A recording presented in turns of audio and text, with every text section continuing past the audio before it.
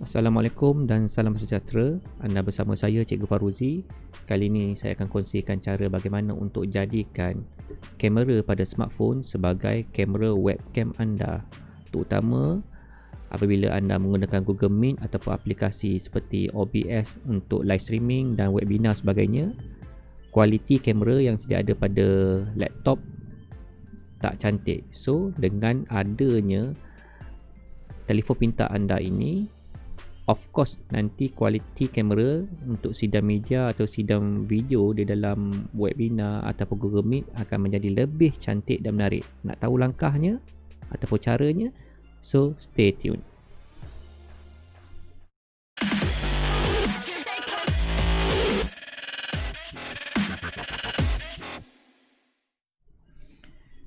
Terima kasih kepada yang baru saja menjengah ataupun melihat video dalam channel saya. Bagi yang belum subscribe, boleh tekan butang subscribe di bawah. So kita akan mulakan untuk menunjukkan cara bagaimana menjadikan smartphone anda sebagai webcam. Langkah yang pertama, kita perlu install aplikasi yang kita namakan, kalau contoh ni saya buka di dalam Android. Untuk segala tutorial saya menggunakan aplikasi yang boleh kedua-duanya antara Android dan juga iOS. Dalam kes ni saya akan tunjukkan contoh menggunakan iOS lah. So kita cari aplikasi, nama dia Iriyun. Iriyun. Ini ejaannya. Saya tak pasti sebutan yang betul ni sebagainya. So kita boleh type yang ni, Iriyun. Yang atas sekali yang gambar kucing ni, tuan-tuan installkan dia. Siap-siap ke dalam smartphone anda. So dalam kes saya ni saya dah install lah, saya tak buka lagi sebab saya nak tunjuk satu lagi langkah. Kita perlu install ke dalam komputer kita juga. Selepas kita install dalam smartphone, kita juga perlu install ke dalam komputer kita. Dan pastikan internet yang diambil daripada komputer dan juga smartphone di dalam satu rangkaian network yang sama. Okay, kalau tak nanti dia akan jadi isu lah.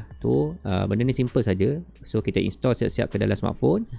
Kemudian saya akan tunjukkan di skrin komputer macam mana kita nak download aplikasi atau software ke dalam komputer anda. Sama ada iOS menggunakan Windows 10 ataupun Mac OS. Langkahnya kita pergi kepada website, nama dia iriyun.com, sama juga macam tadi. So tuan-tuan typekan. Yang ini dia adalah aplikasinya dalam Windows ataupun menggunakan Mac, juga boleh menggunakan Ubuntu.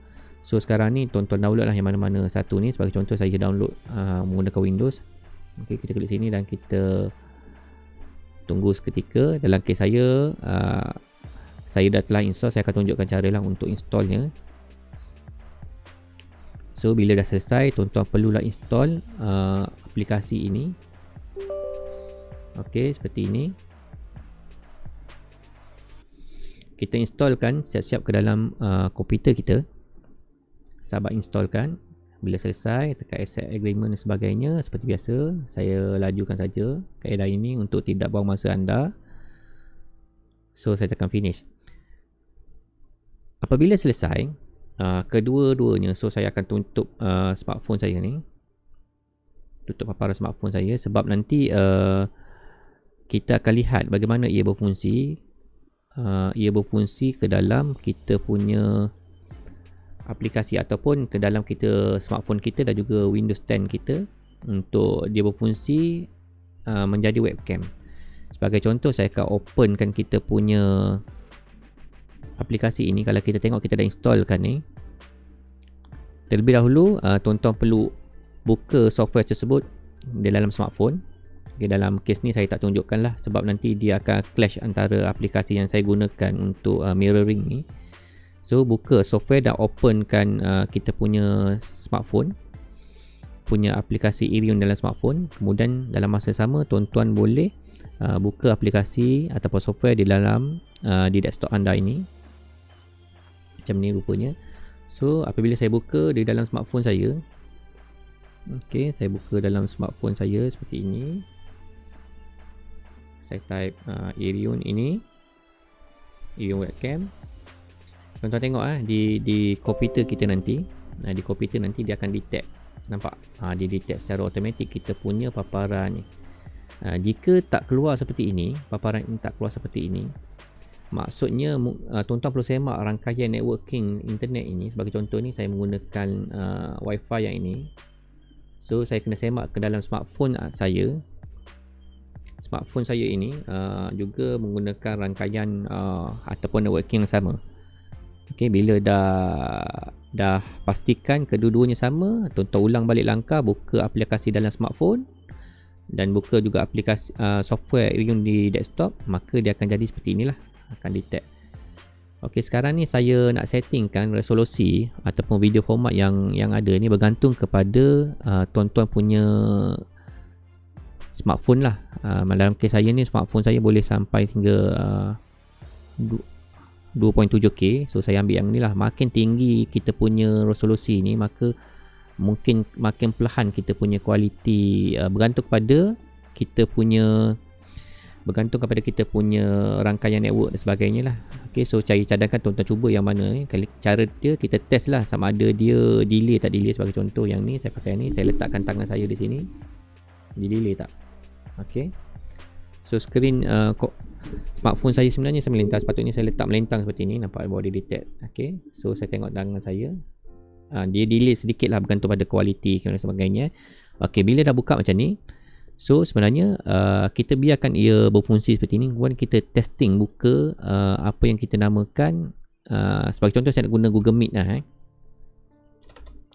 Okay, meetgoogle.com yang ni, saya nak setting Google Meet ni menggunakan aplikasi ataupun software webcam pada smartphone kita tadi. Tadi kita dah install, kita dah buka.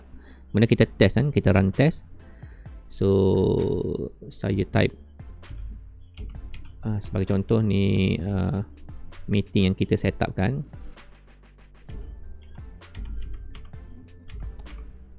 Aplikasi ni juga boleh digunakan pelbagai aplikasi lain lah. Maksud saya mungkin Google Meet dan juga OBS.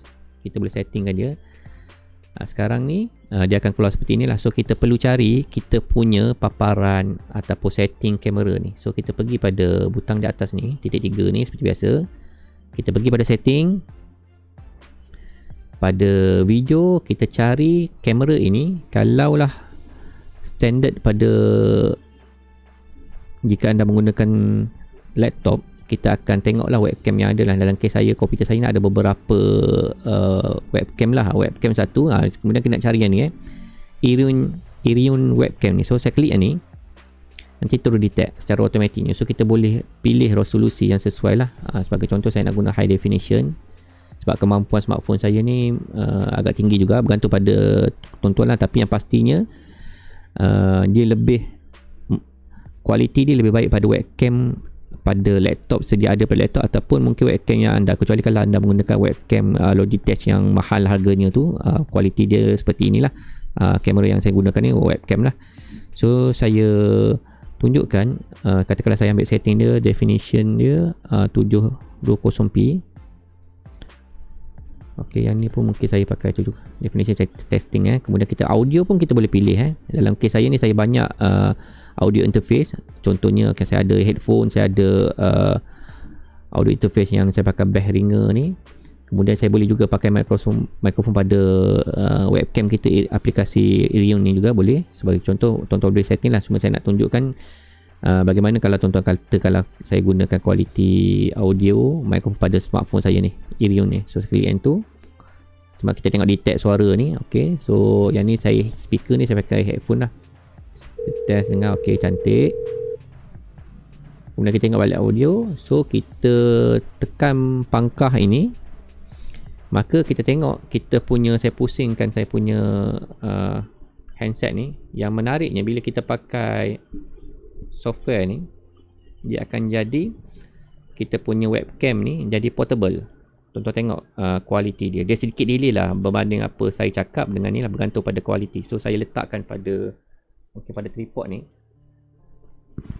tripod yang untuk smartphone. Tuan-tuan tengok, ok, dia sedikit goyang. Tuan-tuan tengok kualiti dia. So kita bolehlah join mana-mana meeting. Sebagai contoh saya klik join meeting ini. Okay. So sekarang saya dah letak pada smartphone, pada saya punya tripod. Inilah kualiti dia berbanding kalau kita pakai webcam yang sedia ada pada laptop ataupun webcam yang mungkin sedikit murah lah. So kalau kita guna smartphone tuan-tuan yang canggih, sahabat-sahabat punya akan jadi canggih seperti ini. So kita boleh cubalah. Yang menariknya kita boleh angle tu tak kiri lah. Kalau kita guna standard yang pada smartphone kita ataupun pada pada laptop kita terpaksa menghadap tengah-tengah macam ni, center lah. Kalau macam ni kita boleh ubah angle. So saya rasa itu saja tutorial simple daripada saya kali ini. Tuan-tuan boleh cuba kalau untuk tukar webcam sedia ada di dalam laptop, ataupun nak cuba mungkin webcam yang mudah alih seperti ini hanya menggunakan smartphone. So selamat mencuba. Kalau tutorial ni baik, tuan-tuan boleh kongsi kepada rakan-rakan yang lain di luar sana. Jangan lupa subscribe channel saya untuk saya lebih bersemangat menghasilkan lebih banyak video berkenaan dengan ilmu-ilmu berkaitan dengan teknologi pendidikan daripada saya untuk anda. Bye-bye. Assalamualaikum.